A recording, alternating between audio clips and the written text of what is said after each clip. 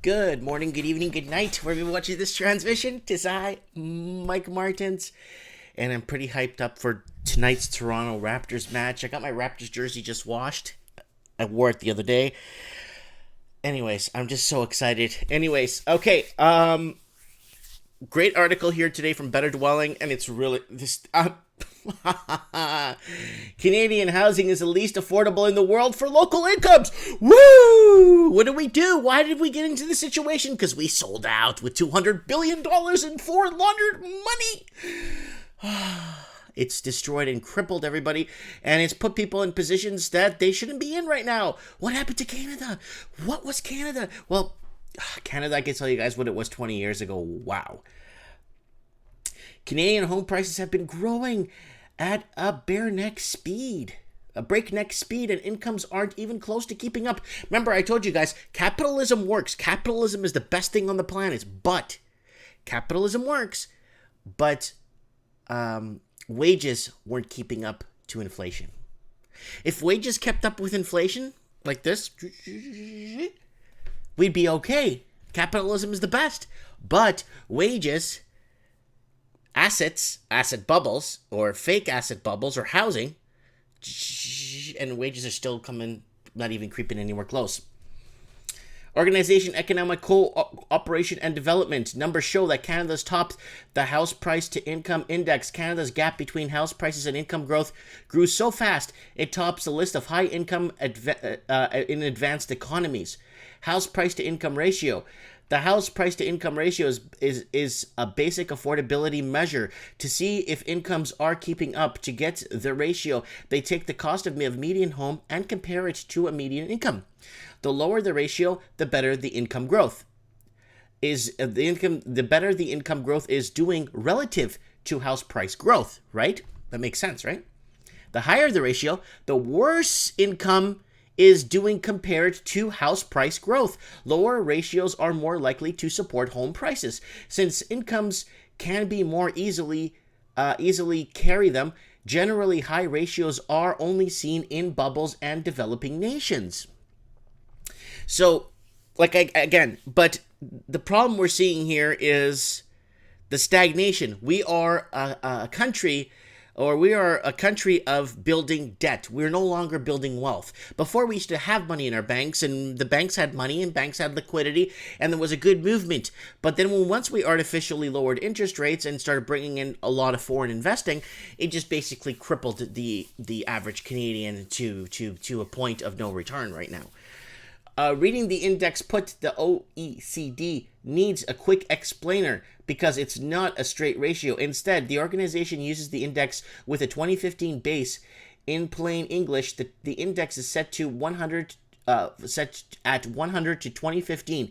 Not the actual ratio. They're assuming that 2015 was generally accepted normal year. No. 2010 was a normal year for Canada. 2010. Yeah.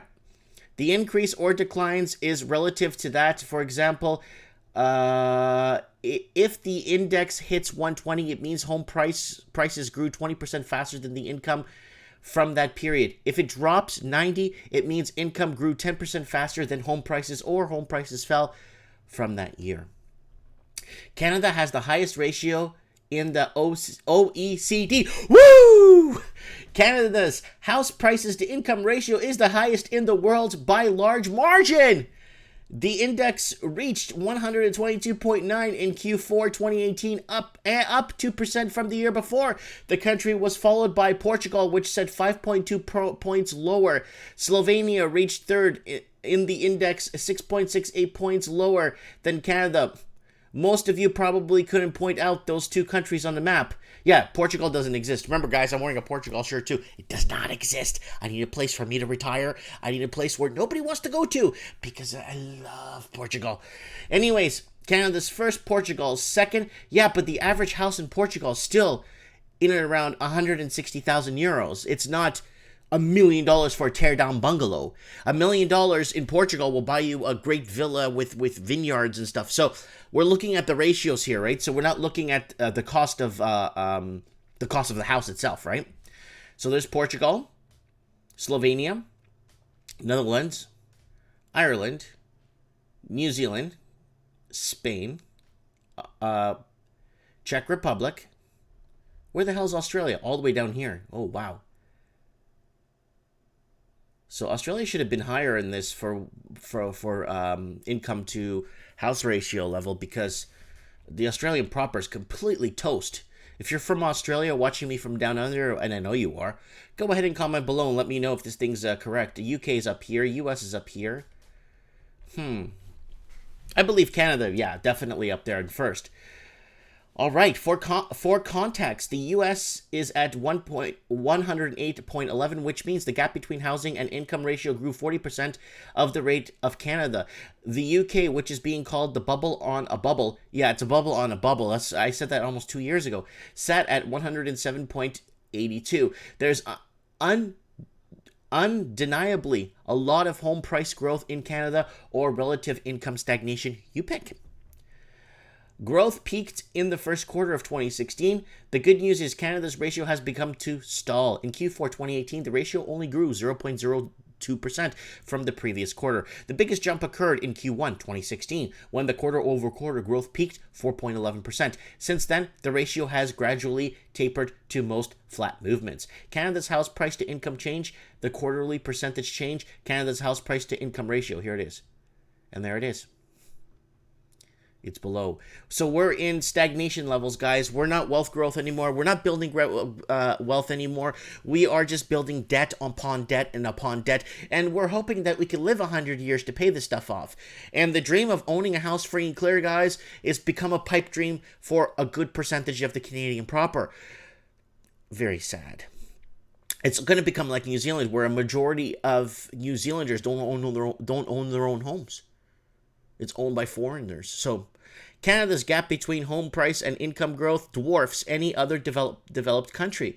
Over the past 3 years, Canadians have seen prices soar over 20% faster than incomes have been able to grow. Home price growth is cooling in the first quarter of 2019, bringing the ratio down to the next report. However, it's still pretty big gap created over the past few years.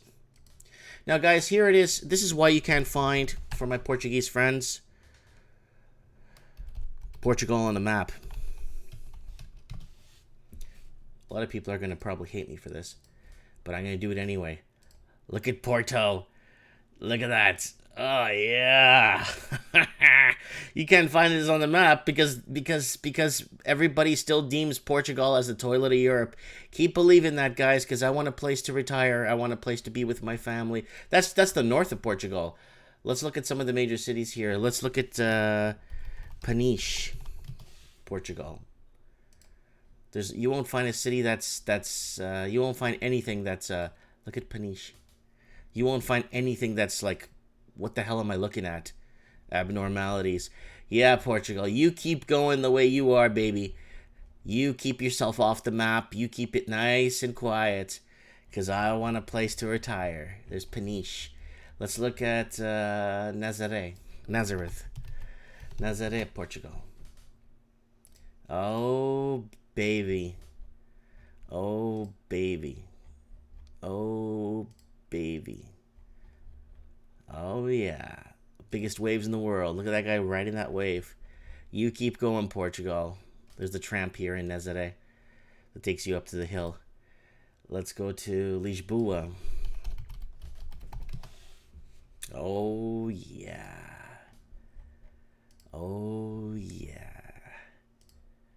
Oh, yeah.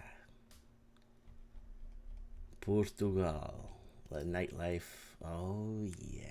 Eating out on the streets. Yep. They legalized drugs. Drug use went down. Crime went down since they legalized and decriminalized all drugs. Then we have Lisboa, Portugal. Let's go to the Algarve. Oh, yeah. One of the safest countries on the planet. I love you, Portugal. I'm going to go with the family next year. I spoke to the mom. We're all going to go together. The kids will be big enough now. Oh, yeah. Lots of great mountain biking. Lots of great places to see. Lots of great people to meet. Oh, yeah. I just wanted to throw that in there, guys. I kind of wanted to. Yeah. There's Firenze. Oh, yeah. Yep, Portugal doesn't exist. Look at a little downtown Faro there. Does not exist. Keep up the good work with that. Anyways, guys, let me know what you guys think in the comments below. Canadian housing least affordable in the world in comparison to income ratios to what people are making. I'd like to know what you guys think in the comments below. Please, please, please comment below. And I know a lot of countries are, especially English-speaking countries, are really getting nailed to the cross when it comes to affordability levels. Comment below. Let me know. Thanks for watching.